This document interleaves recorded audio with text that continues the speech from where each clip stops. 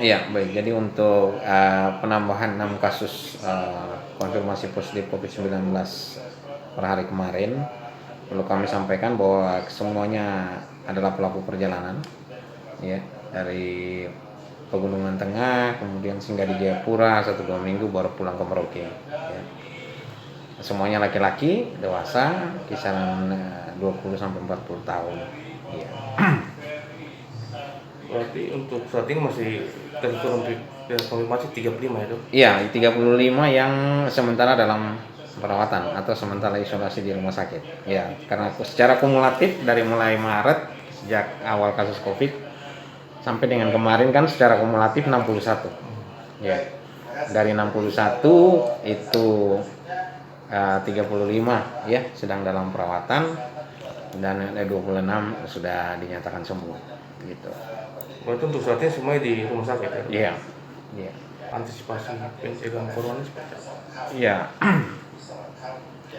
Saya kira tergantung sekarang kedisiplinan masyarakat untuk mematuhi protokol kesehatan. Ya. Saya kasih contoh misalnya yang datang pelaku-pelaku perjalanan ini. Ketika mereka di tempat di sana tidak mematuhi protokol kesehatan dengan memakai masker, menjaga jarak dan sebagainya, karena kemungkinan besar mereka terinfeksi. Karena kita tidak tahu orang di dekat kita itu terinfeksi atau tidak. Ya. Jadi pada kondisi seperti ini seharusnya kita tetap disiplin menjalankan protokol kesehatan untuk pencegahan. Ya. Jangan sampai kita berpikir itu teman saya, itu keluarga saya, itu saya kenal dia dengan ini, tidak mungkin dia COVID, tidak.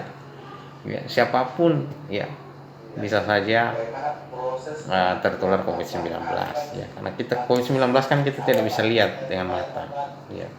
Kita tidak tahu dia kontak dengan siapa saja gitu. Ya, jadi ada kemungkinan protokol kesehatan itu tidak dijalankan dengan baik di tempat di sana sehingga mereka sudah tertular. Ya. Ketika mau ke sini pasti di rapid test misalnya, tapi mungkin belum terdeteksi. Ketika sampai ke sini kita follow up ulang baru ketahuan dia rapid testnya reaktif, kita periksa ternyata terinfeksi COVID. Ya. Jadi himbauan saya kepada masyarakat dalam kondisi saat ini di mana memang banyak sekali ya mayoritas kasus-kasus baru yang kita temukan sekarang ini adalah dari pelaku perjalanan, dan dari beberapa kasus konfirmasi positif dari pelaku perjalanan ini sudah menularkan ke keluarga, ada yang ke anaknya dan ada yang ke istrinya ya. Sehingga masyarakat perlu waspada ya. Yaitu dengan tetap taati protokol kesehatan dengan baik ya, jaga jarak, pakai masker, cuci tangan dan segala macam, hindari kerumunan. Itu yang bisa mencegah kita daripada terinfeksi COVID-19 ya. Sehingga tinggal sekarang kepatuhan dan kedisiplinan masyarakat dalam menjalankan protokol kesehatan. Saya kira sekarang masing-masing bertanggung jawab terhadap diri dan keluarga ya.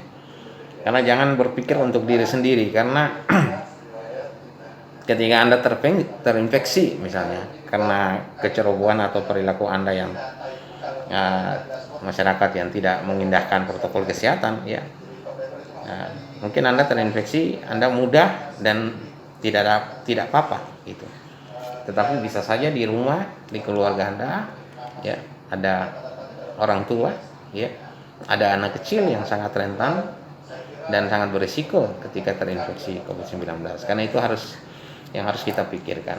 Tidak hanya memikirkan diri sendiri, tetapi juga memikirkan orang lain ya, dalam pencegahan penularan COVID di masyarakat.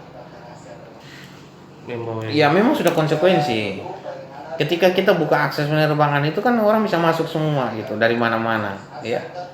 Dan bisa saja yang masuk itu membawa virus ya. Kalau kita mau strength ya tutup lagi kan gitu, tapi kan supaya tidak ada masuk, tetapi kan dampak sosial ekonominya cukup besar gitu. Tinggal 3 pilihan. Jadi ketika kita buka akses yang konsekuensinya seperti itu. Tergantung kita juga di Merauke misalnya. Karena surveillance kami ketat dan kuat ya kita bisa menemukan.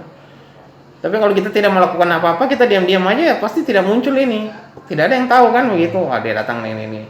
Tapi kita tetap harus menjaga, kita harus mendeteksi ini mungkin sehingga kita ketat di sini. Sehingga kita bisa menemukan yang datang ini ternyata sudah terinfeksi Kalau kita tidak melakukan apa-apa, diam-diam ya sudah, paling nol aja, tidak ada apa-apa. Padahal sebenarnya ada. Kan gitu.